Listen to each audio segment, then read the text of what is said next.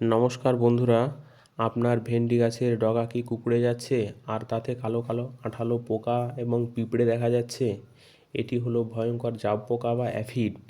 এই পোকা ডগার কচি রস চুষে খায় এবং পাতার নিচের দিকে বসবাস করে এবং পাতার রসও চুষে খায় এবং পাতা কুঁকড়ে যায়। এটি দমন করবেন কিভাবে?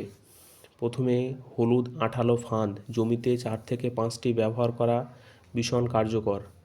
তার পরবর্তী প্রতি লিটার জলে 8 থেকে 10 ml নিম তেল সঙ্গে শ্যাম্পু মিশিয়ে বিকেলের পড়ন্ত রোদে স্প্রে করুন, ভালো ফল পাওয়া যাবে।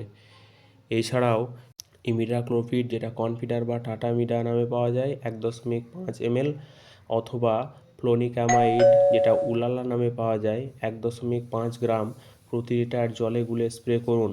সবশেষে ফুলের জেল্লা বাড়াতে ও পোকার আক্রমণ ঠেকাতে 2 ml সিলিকা, যেটা পটাশিয়াম সিলিকেট নামে পাওয়া যায়, মেশাতে ভুলবেন না।